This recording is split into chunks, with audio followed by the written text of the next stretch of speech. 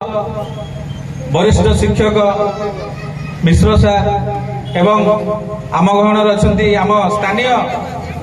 विशिष्ट शिक्षाविद राय सार एवं आम अंचल विशिष्ट साहित्यक लेखक शतपथी सार एवं आम गहणर अच्छी थाए से आमको पहुंची थाए किंतु ये जो स्वप्नटा बा गोल्सटा हमको ठीक भाव में स्थिर करने पड़े। ये जो स्वप्न बा गोल स्थिर करने को बा गुरुत्व बहुत गुरुत्वपूर्ण एवं ये जो गोलटा एमती भाव में आप सेट करेंगे बा हृदयता सहित आप सेट करार अच्छे एवं आउ गोटे छोटिया माने आमर अमेरिका जड़े राइटर कहते a set a goal properly set is half way reach जदि आम संपूर्ण भाव में ठीक भाव में जो गोलटा को आम रखा हासिल कर तो ये कहबी जय जगन्नाथ पुणी तरफ समस्त गुरुजन मान कृतज्ञता ज्ञापन करुच्ची हृदय गभीरतम प्रदेश धन्यवाद ज्ञापन कर मोहन राजू पात्र को अनुरोध कर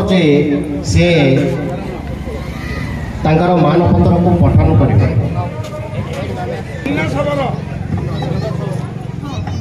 मीना शबर सार आज भूमिपुत्र सम्मान सम्मानित करागला। माँ माणिकेश्वरी जन्मपीठ गुडेरीगढ़ अनति दूर में अवस्थित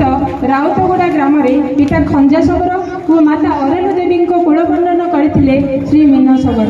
मुख करती बाचाल पंगु लंघनगिरी जत्प्रताप तमहब पब्लिक एडमिनिस्ट्रेशन एवं MBA रे स्नातकोत्तर उत्तीर्ण हो शिक्षादान को निजर वृत्ति रूपे ग्रहण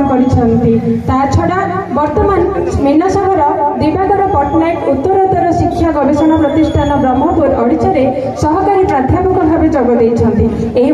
संघर्षमय जीवन में आम अंचल छात्र छात्री प्रेरणा साजी महान व्यक्तित्व श्री मीना शबर को आम माँ माणिकेश्वरी साहित्य संस्कृति और कला परिषद मंच भूमिपुत्र सम्मान सम्मानित कर गौरव मन करुच्ची। आपण आगामी भविष्य उज्जवलमय हो यह ही जगतर नाथ जगन्नाथ। वरिष्ठ शिक्षक मिश्र सार एवं आम गहणर अच्छी आम स्थानीय विशिष्ट शिक्षाविद राय सार एवं आम अंचल विशिष्ट साहित्यक लेखक शतपथी सार एवं आम गहणर अच्छी माने आज ये डाक गोटे माने सम्मान देइचंती यही जो श्रेयर मु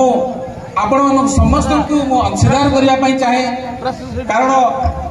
मो राउतगुड़ा जन्म किंतु समस्त मोर स्नातक पर्यंत शिक्षा लाभ कर गुडारी माटी तेणु आम जो सभार उपस्थित समस्त शिक्षक समस्त शिक्षयित्री एवं आमर जो शिक्षक माने जो कम्युनिटी कहवा एवं से मानकर जो शिक्षादान से मानकर सहयोग एवं ये जो गुडारी अंचल समस्त जनसाधारण जो माने मते आपणइले एक्सेप्ट कले एम्ब्रेस कले एवं गोटे सपोर्ट करपर्यंत पहुंचापी तेणुकरी मु समस्त व्यक्ति गुडारी एवं मोर जो छात्र छात्री मानकर जो भल पाइबा एठी मत पहुंची देछि एवं तेणु यही जो सफलतार श्रेय मो गुडारी बासी माने समस्त गुडारी बासी प्रत्येक गुडारी सहर एवं गुडारी माने ग्रामांचल समस्त बासी को मु कृतज्ञता ज्ञापन करुच्ची। जदि आपण माने प्रत्यक्ष भाव में परोक्ष भाव में सहयोग करछंती विशेष करी हमर जो शिक्षक समाज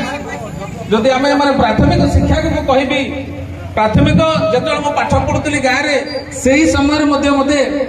जो सार मान थिले मते आपणे थिले एवं मते पाठ पढ़े थिले जदि भी हमर हाई स्कूल कथा कहबी